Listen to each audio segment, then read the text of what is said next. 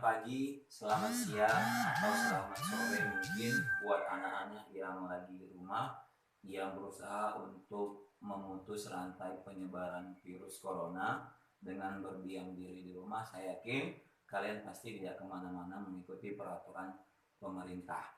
Tapi walaupun kalian di rumah bukan berarti belajar kita terputus. Kita akan kasih pembelajaran hari ini tentang kelarutan dan hasil kali kelarutan.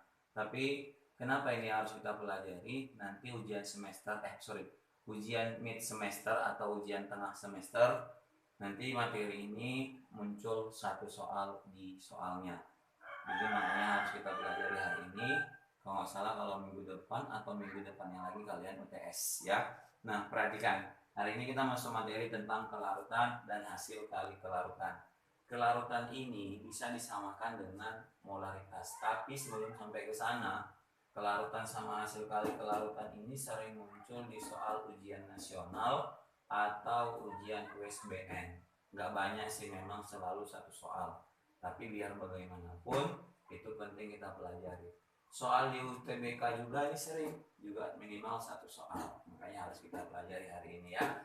Nah, langsung aja kita masuk. Yang pertama adalah kelarutan. Jadi kalau kelarutan ini dilambangkan dengan S solution gitu ya.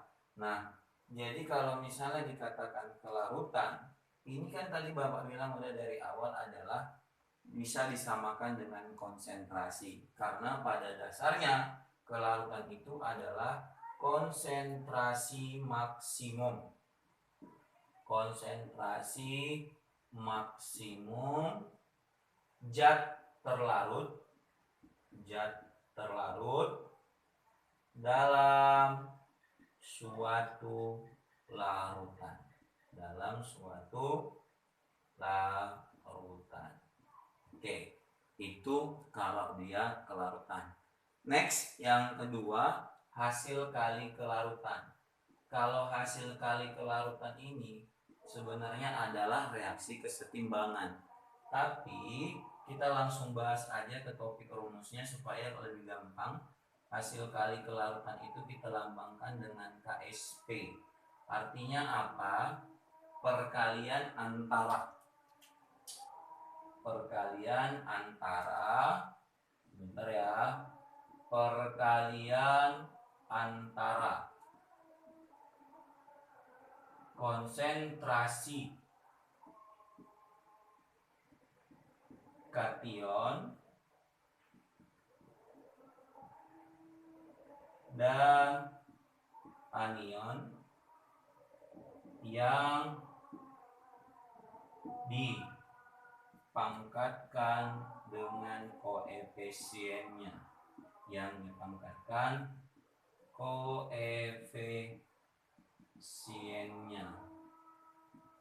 Oke. Nah, jadi kalau misalnya kita punya senyawa, tapi di sini kalian harus tahu dulu ya mengionisasi.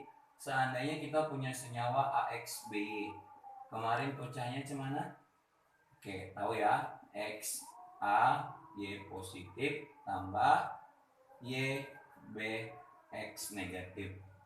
Contoh, kita punya senyawa AgCl. Kalau kita pecah menjadi Ag positif tambah Cl-. Kemudian kalau misalnya kita punya senyawa MgNO3 dua kali, misalnya kita pecah jadi Mg2 pos tambah 2NO3-. Nah, maksud dari kelarutan itu, seandainya ini kita misalkan AgCl kelarutannya S, maka dengan perbandingan koefisien ini juga S, ini juga S. Tapi kalau di sini beda.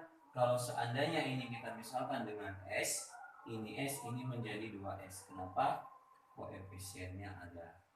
Kalau seandainya kita mau menuliskan KSP-nya, tadi kan kelarutan itu bisa kita samakan dengan molaritas. Berarti kalau kita catatkan sedikit, kalau misalnya S itu sama dengan molaritas, berarti rumusnya gram per ml 1000 per mili. Nih, ini udah pernah dibahas kok di sebelum materi-materi sebelumnya. Nah, jadi kalau misalnya kita mau menuliskan nilai KSP-nya, KSP sama dengan dari rumus umum ya, A pangkat Y positif dipangkatkan dengan X, kemudian B X negatif dipangkatkan dengan Y. Ini perkalian antara ion positif, istilahnya adalah kation, yang ion negatif istilahnya adalah anion. Jadi dipangkatkan dengan koefisien masing-masing. X koefisiennya X, Y koefisiennya Y. Pak, jadi dari kalau soal ini kayak mana menuliskan KSP-nya? Yang ini ya, yang AG. Berarti contoh tadi. Maka rumus KSP-nya, KSP sama dengan AG positif pangkat 1, karena hanya 1. Kemudian kali CL negatif pangkat 1 juga. 1 kan tidak pernah ditulis.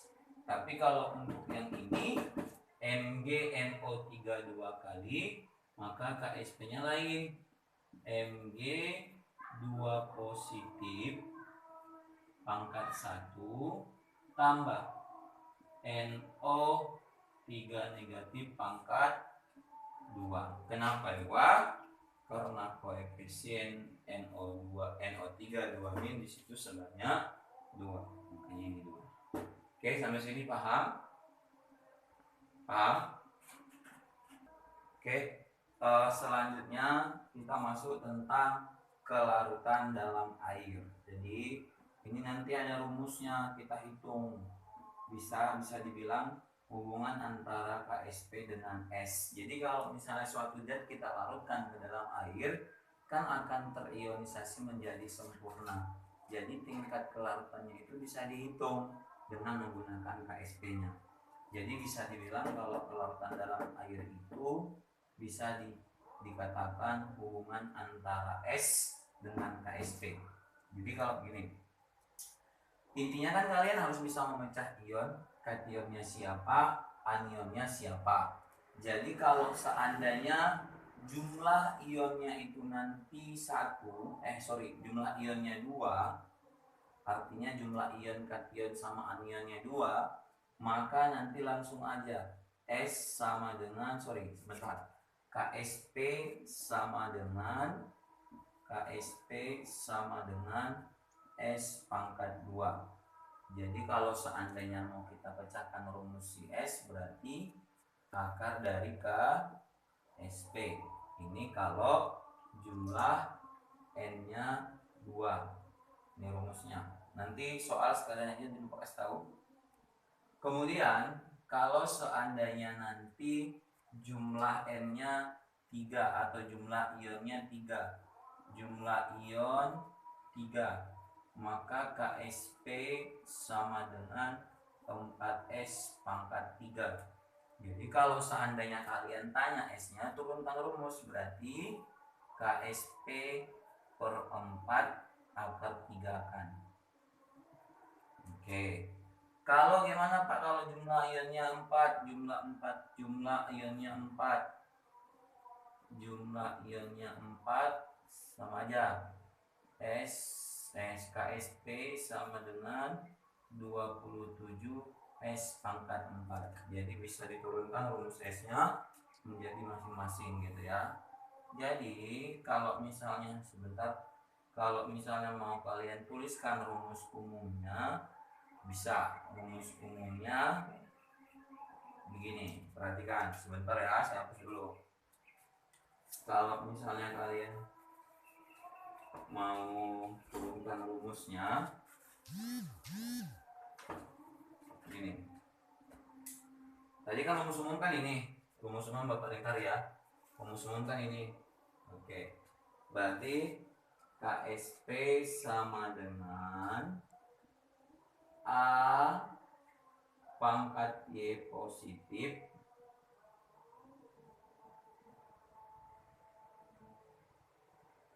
udah Bapak tuliskan ini. Berarti berarti yang jumlah ion 5 lah dulu sebentar jumlah. Oke, sambungan itu ya. Dari KSP sama dengan 27 S pangkat 4, maka S-nya sama dengan KSP per 27 kemudian akar 4 kan. Ini dia. Oke. Kalau misalnya N-nya sama dengan 5. Kalau N-nya sama dengan 5. Sebentar. N sama dengan 5.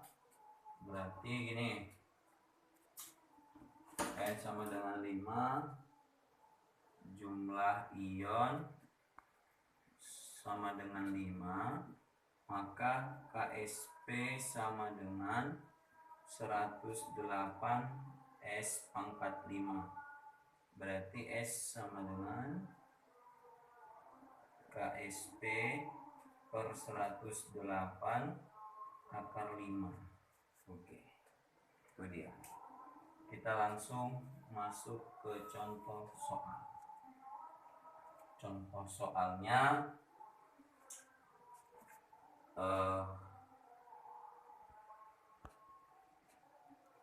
oke, berikutnya perhatikan contoh soal yang ada di sini. Di papan tulis yang Bapak tuliskan, tuliskan persamaan tetapkan KSP untuk senyawa A CA3PO4 2 kali, ALOH 3 kali. Kita mau disuruh membuat dulu rumus persamaan KSP-nya. Kalau misalnya kau udah bisa menuliskan soal yang A, maka untuk menghitungnya bisa diaplikasikan ke soal yang B. Cuman masalahnya senyawanya saya bedain ya. Yang nomor 1 dulu. Yang nomor 1 itu kita hanya diminta untuk menuliskan persamaannya. Untuk menuliskan persamaan, kau harus tahu dulu mengionisasinya menjadi kation dan anionnya. Jadi kalau Ca3PO4 2 kali itu pecahnya jadi apa? Pasti positif negatifnya ada. Oke. Ca3PO4 2 kali pecahnya menjadi 3Ca2 pos tambah PO4 3 min kasih koefisien 2 di depan. Nah, menuliskan KSP-nya gampang. Berarti KSP sama dengan Ca 2 positif yang kau pangkatkan dengan koefisien 3, kemudian PO4 3 min pangkatkan dengan koefisien. Sudah selesai. Nomor 1 hanya minta sampai di situ. Yang nomor 2-nya ALOH 3 kali. Bapak buat di sini ya. Ini yang A, ini yang B. ALOH 3 kali. Pecahnya jadi AL 3 pos tambah 3 OH min. Jadi menuliskan KSP-nya berarti KSP sama dengan AL 3 positif pangkat 1 karena 1 nggak pernah ditulis dikali dengan OH negatif di pangkat 3. Itu jawaban yang nomor 1. Nah, sekarang yang nomor 2. Setelah kalian sudah tahu menentukan berapa nilai rumus untuk menentukan KSP-nya, maka kita bisa lihat pakai rumus umum yang tadi. Ya, oke, perhatikan nomor 2 ya. Nah, nomor 2 senyawanya siapa? AgCl. Berarti kalau AgCl pecah, AgCl pecahnya jadi Ag positif Cl negatif. Jumlah ionnya berapa? Ini 1 tambah 1 berarti N-nya sama dengan 2. Kalau jumlah ionnya 2, maka hubungan mereka pasti KSP sama dengan S pangkat 2 di rumus tadi. Ini rumus yang tadi ya. Pak, sebenarnya ini dapat dari mana ya? Kalau mau turunkan rumusnya begini. AgCl ya kan? Positif ini kita turunkan rumus ya. AgCl Ag positif tambah Cl min. ini kan kelarutan AgCl itu kita misalkan dengan S. Oke, S. Ini pun 1/1 kali S. S 1/1 kali S. Nah, untuk menuliskan KSP kan kasih hasil kali kation sama anion yang dipangkatkan masing-masing dengan koefisien. Berarti Ag positif pangkat 1, Cl negatif pangkat 1. 1 kan nggak ditulis. Oke, kita substitusi angka. Ini S. Ini S. S kali S, S kuadrat. Sudah.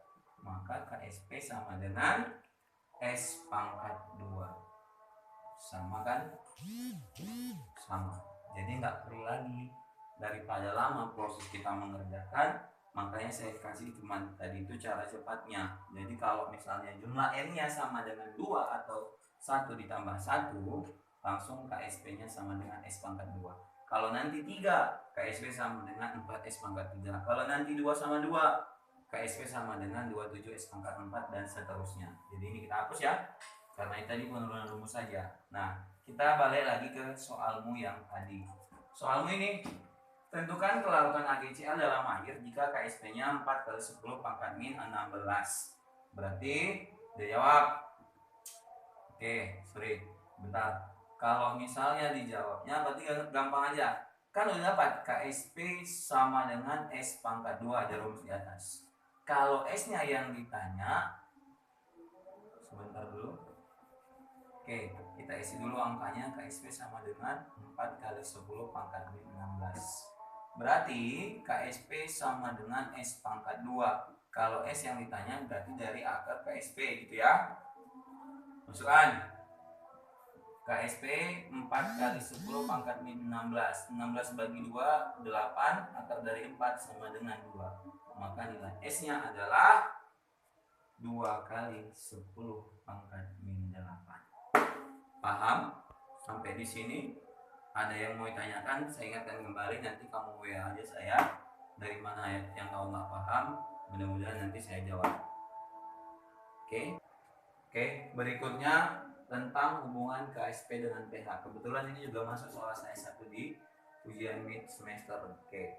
Nah, kalau hubungan KSP dengan pH berarti kita tidak terlepas dari asam dan basa. Terkadang asam dan basa itu ada yang sukar larut atau sulit larut dalam suatu pelarut kan gitu. Maka sebagian dari asam itu akan mengendap. Nah, dari sini bisa kita hitung KSP-nya, berapa tingkat kelarutannya atau KSP-nya. Kemudian setelah itu ada nanti kalau udah terkait dengan pH pasti patokan kita adalah H positif ataupun OH negatif. Sebenarnya sama aja. Kalau misalnya kita mau menentukan pH harus geraknya dari H positif ya. Kemudian kalau pOH nanti kita geraknya dari OH negatif. Ini yang harus kalian perhatikan. Langsung aja tanpa lama-lama, Bapak tuliskan aja contoh soalnya.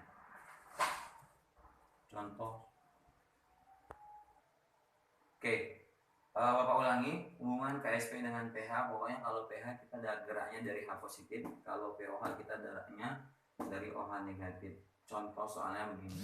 Jika diketahui pH jenuh suatu larutan basa MOH 2 kali. Kalau mau ditengok berapa lagi kira-kira M-nya? M1, OH-nya 2, berarti N-nya 3 ya. Sebesar 11. Tentukan KSP dari basa tersebut. Nah, caranya begini. Kalau misalnya dia basa, jawab ya.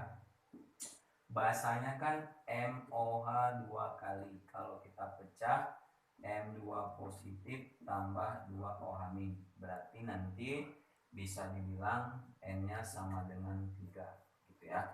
Nah, masalahnya yang harus kalian perhatikan, ini kan adalah basa. Basa berarti geraknya OH min. OH min, dari sinilah nanti kita gerak untuk menentukan KSP. Ada OH kan? Oke. Kalau dibilangnya pH-nya sama dengan 11, karena ini basa, harus kalian bawa dulu ke pOH. 14 kurang 11, maka pOH-nya sama dengan 3. Kalau sudah dapat pOH, maka dapat OH min. kemarin udah Bapak ajari pertama-tama masuk asam basa, maka dapatnya 10 min pangkat min 3. Kalau sudah begini, sudah gampang. Perhatikan. MNOH, sorry, nggak ada M-nya. Sebentar ya. Oke. MOH 2 kali. M2 positif, 2 OH negatif. OH-nya ini sudah ada kelarutannya, 10 pangkat min 3. Yang ditanya siapa? Yang ditanya adalah KSP-nya. Tinggal gampang. Oke. Ya udah, berarti KSP sama dengan M2 positif pangkat 1 kali OH negatif pangkat 2. Nah, kan yang ditanya KSP. Pak, jadi nilai S dari si M berapa? Mainkan koefisien 1/2 kali 10 pangkat min 3. Berarti 1/2 kali 10 pangkat min 3. 1/2 sama dengan 0,5. Oke. Jadi kalau 0,5 5 kali 10 pangkat min 1 kan? Langsung Bapak buat hasil akhirnya berarti 5 kali 10 pangkat min 4. Sama. Udah, tinggal masukkan 5 kali 10 pangkat min 4 kali 10 pangkat min 3 pangkat 2. Selesaikan. 5 kali 10 pangkat min 4, 10 pangkat min 6. Maka hasil akhirnya 5 kali 10 pangkat min 10. Oke. Inilah nilai KSP-nya. Yang harus kalian ingat di topik ini sedikit aja. Kalau yang harus kalian ingat adalah gini aja. Ingat ya. Kalau misalnya catatan S-nya besar, ini kelarutannya besar, atau sorry, KSP-nya besar. Oke. Kalau KSP-nya besar, berarti kata kuncinya larut. Tapi kalau S-nya kecil, maka KSP-nya pun kecil. Pasti dia nanti akan mengendap. Oke. Sampai sini aja materi kita hari ini. Jadi kalau misalnya kembali Bapak ingatkan, kalau ada yang mau kalian tanyakan nanti WA aja saya seputar pertanyaanmu, mudah-mudahan akan saya jawab. Berikutnya nanti ada saya kasih soal 5 soal terkait dengan topik hari ini. Ini kita bahas untuk MIA 2 nanti hari Rabu. Kemudian kalau untuk MIA 1 saya kirimkan hari Sabtu tugasnya. Tapi sekali lagi saya ingatkan, ini bahan untuk ujian semester. Kebetulan saya masukkan 1 soal. Oke, sampai sini aja dulu pertemuan kita hari ini. Selamat siang atau selamat pagi buat kita semua. Mudah-mudahan kita terhindar dari yang namanya wabah virus corona. Oke, sampai jumpa.